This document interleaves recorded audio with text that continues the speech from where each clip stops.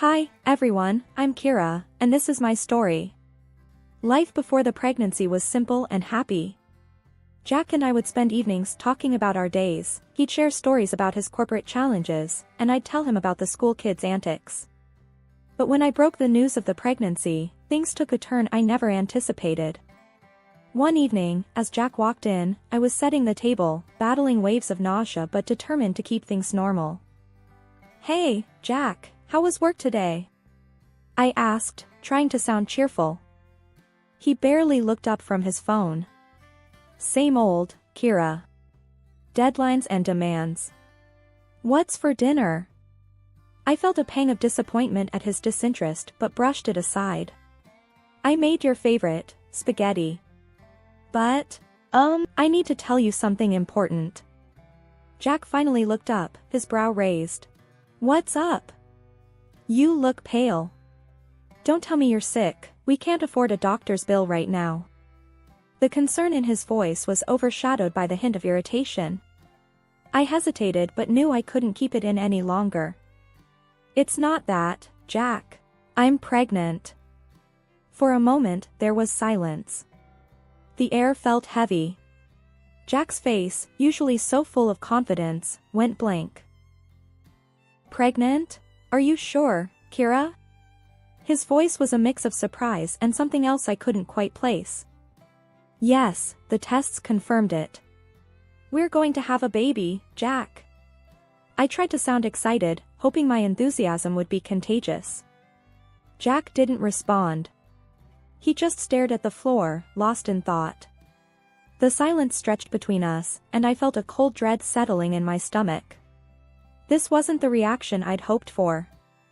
Finally, he looked up, his eyes hard. "Kira, you know my job's been on the line with all the cutbacks. And now this? How are we supposed to manage with a baby? Have you thought about that?" His words stung. I had imagined joy, hugs, maybe even happy tears. But instead, there was this, a cold, hard dose of reality served by the man I loved. "I know, Jack, it's unexpected. But it's also a blessing, isn't it? We can make it work. Maybe I can take some extra tutoring on the side, and..." Jack cut me off, his voice rising. "Extra tutoring? Kira, you're not thinking straight. A baby is not just about extra expenses for a few months. It's a lifelong commitment. And with your job, how are you going to manage?" I recoiled at his tone. This wasn't a discussion, it was a confrontation. My attempt to keep peace shattered like glass under the weight of his words. "Jack, please, let's just talk about this calmly. We can make a plan, figure out the finances." But he was already grabbing his coat, his face a mask of frustration and anger. "I need some air. We'll talk about this later, Kira. Or better yet, you figure it out. You're the one who's so happy about this blessing." And with that, he was gone, the door slamming shut behind him. I stood alone in our small kitchen, the untouched spaghetti cooling on the table, a symbol of our suddenly uncertain future. Weeks had passed since I broke the news to Jack, and each day felt like walking on thin ice. I was doing my best, trying to keep up with my teaching job despite the nausea that hit me without warning. But the day came when my body couldn't keep up, and I had to face the inevitable. I was sitting at the kitchen table, the unpaid leave form from the school in front of me, my hands trembling as I waited for Jack to come home. The clock ticked loudly in the quiet room, each second stretching into eternity. The door finally opened, and Jack walked in, his face buried in his phone. He barely glanced at me as he took off his coat. "Jack, we need to talk," I said, my voice barely above a whisper. He sighed, a sound of tired irritation. "What is it now, Kira? I've had a day from hell at work. Can it wait?" I shook my head, feeling the weight of the moment. "It's about my job. I can't keep up, not with the baby and my health. I had to take unpaid leave." The words hung in the air, and I watched as Jack's expression turned from annoyance to disbelief, then to anger. "Unpaid leave? Are you out of your mind, Kira? How in the hell are we supposed to manage without your salary? Did you even think about that before making this brilliant decision? His voice was rising, each word a sharp jab at my already fragile state. I tried to keep calm, to explain the situation. Jack, please understand. I'm not doing this by choice. The doctor said it's crucial for the baby's health. I'm sick all the time, I can't stand up in front of a class without feeling like I'm going to pass out. What was I supposed to do? But my words seemed to fuel his anger even more. You always have an excuse, don't you, Kira? It's always something with you. First, you bring this surprise pregnancy on me, and now this? What's next? Are you going to tell me you can't even take care of the baby once it's here? His words stung like venom, and I felt tears pricking my eyes. This wasn't the Jack I knew, the man I had married. Jack, please, you're not being fair. I'm doing the best I can. It's not like I'm sitting around, enjoying this. Do you think I like being sick, feeling weak all the time? This is hard for me too, you know. There was a moment of silence as Jack paced the room, his hands clenched into fists, his breathing heavy. You know what, Kira? I'm done. I'm done dealing with this day in, day out. You figure out how to manage your situation, but don't expect me to stand around and watch our lives go down the drain because you can't handle it. I've got my own problems to deal with. The days following our confrontation felt like moving through a thick fog. Jack's presence in the house became like a shadow, barely speaking, his face a mask of cold indifference. I missed the sound of his laughter, the warmth of his touch, but all that seemed like a distant memory now, buried under the weight of our current reality. I was sprawled on the couch, a hand on my belly, trying to find some comfort in the little life growing inside me, when Jack walked in from work.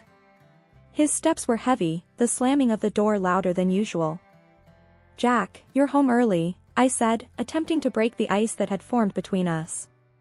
He grunted in response, tossing his keys on the table with a clatter. Yeah, well, not like there's anything better to do. Can't exactly go out with the guys knowing I've got a whole circus to deal with at home. His words were like daggers, and I felt my heart sink. Jack, I don't know what to say anymore. I'm trying here, really trying. But it's like nothing I do is right in your eyes. He let out a dry laugh, void of any humor. Right? Kira, let's not kid ourselves. You lying around all day while I bust my ass at work, that's not trying. That's you taking a vacation at my expense. I couldn't believe what I was hearing. This wasn't the man I married. Vacation? You think this is a vacation for me? Being sick all the time, feeling like I'm a burden to you? This is a nightmare, Jack. I wish you could understand. Jack poured himself a drink, his back turned to me. Understand? Oh, I understand all right. I understand that I'm supposed to be the provider, the protector. But what's the point when the person you're supposed to be protecting doesn't even try to help herself? I tried to sit up, fighting the dizziness that came with the movement. Help myself? How, Jack? Tell me, because I'd love to know. I'm carrying our child, dealing with this sickness every day. What more do you want from me? He downed his drink in one go, the glass hitting the table with a thud. I want a partner, Kira. Someone who stands by me, not someone who adds to the load. But you wouldn't understand that, would you? It's always about you and your problems. Tears blurred my vision, the words choking in my throat. Jack, I'm your wife. Your partner. But it feels like I'm nothing to you now. I'm scared, Jack. Scared of what's happening to us, scared of facing this alone. For a moment, there was silence, the kind that screams louder than words. Then Jack stood up, his figure looming over me. Scared? You're not the only one, Kira. But unlike you, I don't have the luxury of breaking down. I've got to keep it together, for both of us. Because if I don't, who will? The day we had the appointment with Dr. Harris felt like walking into a storm. I knew how important it was for Jack to understand what I was going through, but his reluctance hung in the air, heavy and foreboding. As we sat in Dr. Harris's office, the doctor's gaze was kind but serious. I've asked you both here because it's crucial to understand the reality of Kira's condition. Nausea during pregnancy can be debilitating, and it's not uncommon for it to last throughout the pregnancy. Jack shifted uncomfortably in his chair, a skeptical smile on his face.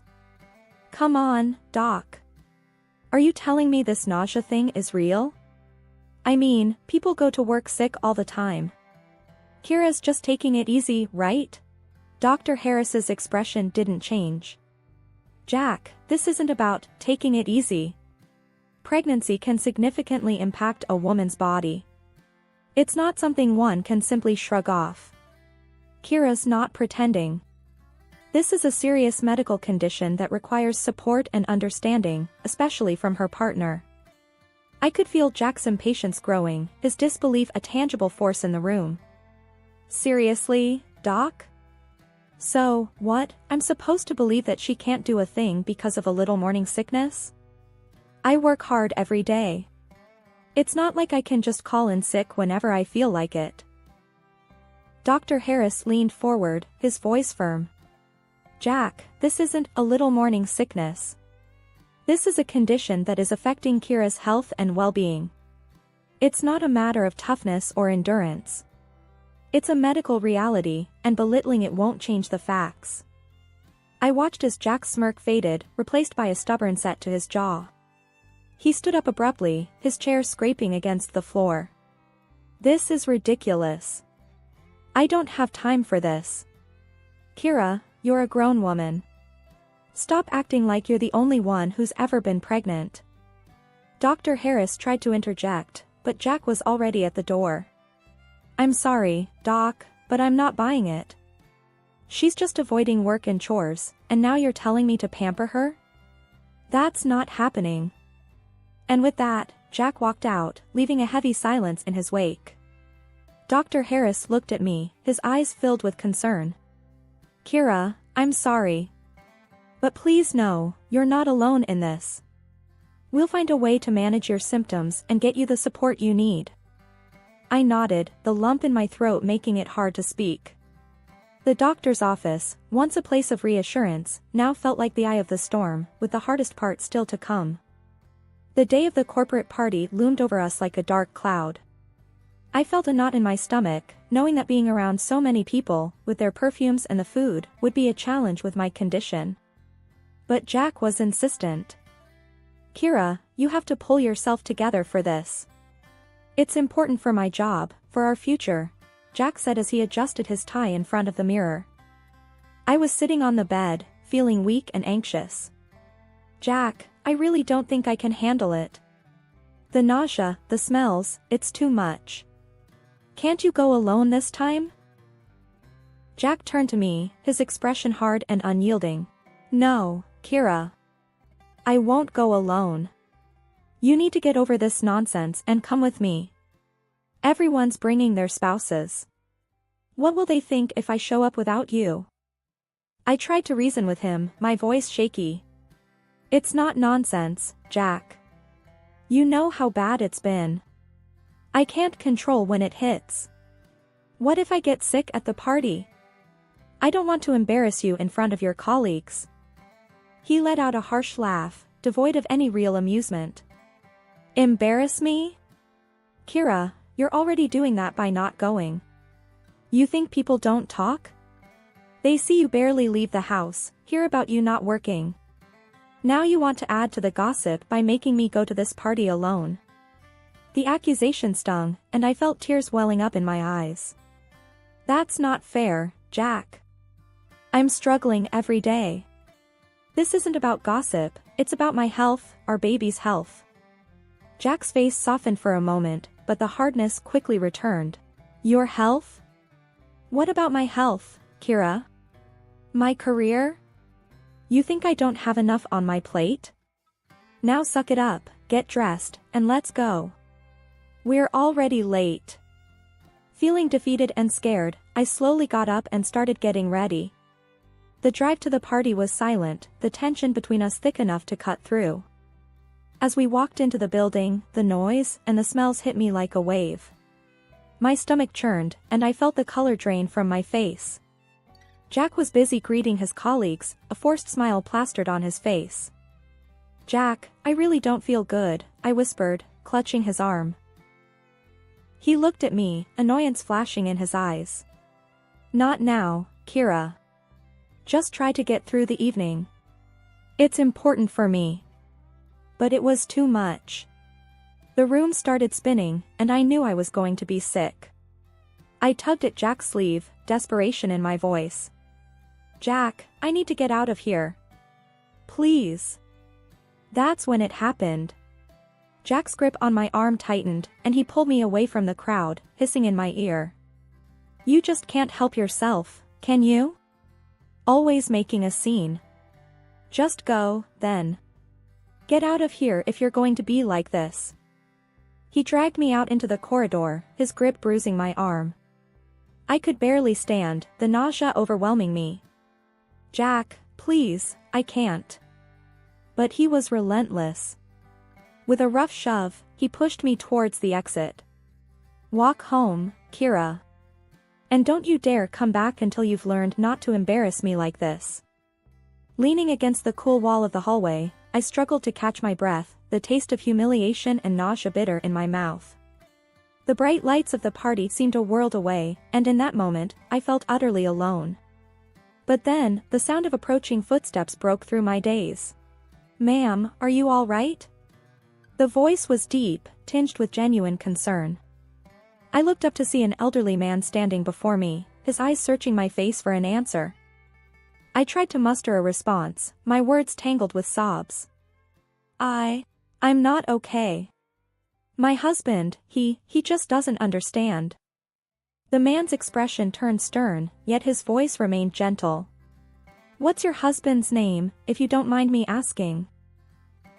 Between shaky breaths, I managed to utter, Jack Harrison."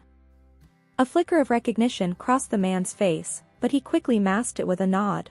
"I see. And why, may I ask, did he leave you out here all alone?" The concern in his voice was a balm to my frayed nerves. I found myself confiding in this stranger, telling him about the pregnancy, the nausea, and how Jack had dismissed my struggles and pushed me away. The man listened intently, his jaw tightening with every word I spoke. "That's no way for a man to treat his wife, especially in your condition. Jack ought to be ashamed. What kind of partner turns his back on his family when they need him most?" His words, spoken with such conviction, stirred something within me, a flicker of hope, a sense of validation I hadn't felt in a long time. I don't know what to do anymore. I feel so lost," I admitted, the weight of my situation pressing down on me. The man placed a gentle hand on my shoulder, his gaze steady and reassuring. "You're not alone. Not anymore. Come, let's find you a place to sit down and get some water.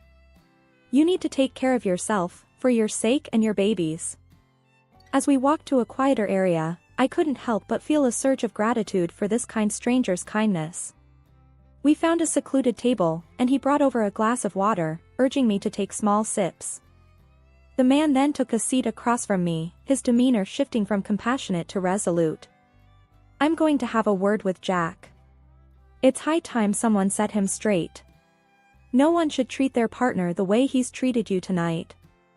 Before I could protest, the man was on his feet, his figure exuding an authority that made me realize he was someone of significance.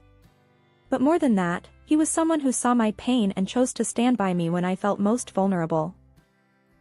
It wasn't long before the calm was shattered by a commotion coming from the main hall. Curiosity got the better of me, and I edged closer to see what was happening. There, in the center of the room, stood the elderly man, now commanding the attention of everyone. Beside him was Jack, looking like he wished the ground would swallow him whole. I could barely hear over the murmur of the crowd, but the stern voice of the older man cut through the noise. "Ladies and gentlemen, I stand before you not just as the director of this company but as someone who believes in the core values we all hold dear. It has come to my attention that one of our own has grossly failed to uphold these values in his personal life. The room fell silent, every eye locked on the scene unfolding. Jack's face had turned an ashen color, his usual confidence nowhere to be seen. The director continued, his gaze unwavering. Jack Harrison, you have not only let down this company but also the very family you vowed to protect and respect. Mocking your pregnant wife, leaving her in distress, is behavior that I cannot, and will not, tolerate under any circumstances. I could feel the eyes in the room shifting between Jack and the director, whispers and murmurs filling the space with a mixture of shock and disbelief. Jack finally found his voice, though it was nothing more than a weak stammer. Sir, you don't understand. Kira, she's just overreacting. She's making it all up. It's not like it sounds. The director's eyes narrowed, his disappointment clear. Overreacting? Jack, you were seen manhandling your wife, dismissing her health concerns, and leaving her alone and unwell. Is that the kind of man you are? Is that the example you set? Jack seemed to shrink with every word, his usual bravado fading into nothingness. The crowd was watching, some with open disapproval, others with whispered conversations behind their hands. Sir, please, I didn't mean for it to. I was just stressed, that's all. Jack pleaded, his voice barely audible. The director shook his head, his decision made. Stress is no excuse for your behavior, Jack. Effective immediately, you are relieved of your duties at this company. I will not have someone who exhibits such disregard for their family representing us in any capacity. The finality in the director's voice left no room for argument. Jack stood there, defeated and alone, as the director turned his attention to the crowd. Let this be a reminder to all of us. Our actions, both in our professional and personal lives, reflect on who we are. Let's strive to be better, to support and respect those around us. As the director stepped down, the room erupted into a low buzz of conversations. Jack made a hasty exit, his fall from grace complete. The days following the party felt surreal, like I was living in a dream, or perhaps finally waking up from a nightmare. The silence in the house was no longer suffocating, it was peaceful, a space for me to breathe and gather my thoughts. Sitting at the kitchen table with a cup of tea, I watched the early morning sun paint the room with a gentle light. It was then that the doorbell rang, a sound that once would have sent a jolt of anxiety through me. But not today. Today, I felt a strange sense of calm. I opened the door to find Jack's director standing there, his face somber yet kind. Kira, may I come in? I nodded, stepping aside to let him in. Of course, please. As we sat at the table, the director folded his hands, his gaze meeting mine. I wanted to check on you, after everything that happened. And to talk about what comes next. I took a deep breath, the weight of his words settling in my heart. Thank you. It's been a lot to process. But I feel like it's time to move forward, to make some changes.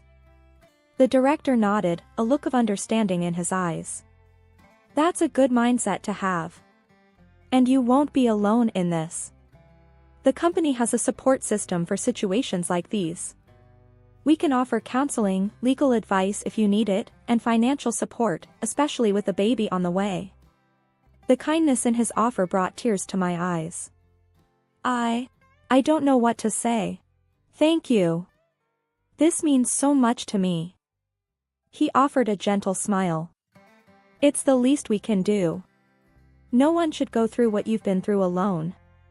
And as for Jack, he's been given the resources to seek help too. It's up to him to decide what to do with them. I nodded, a sense of closure washing over me.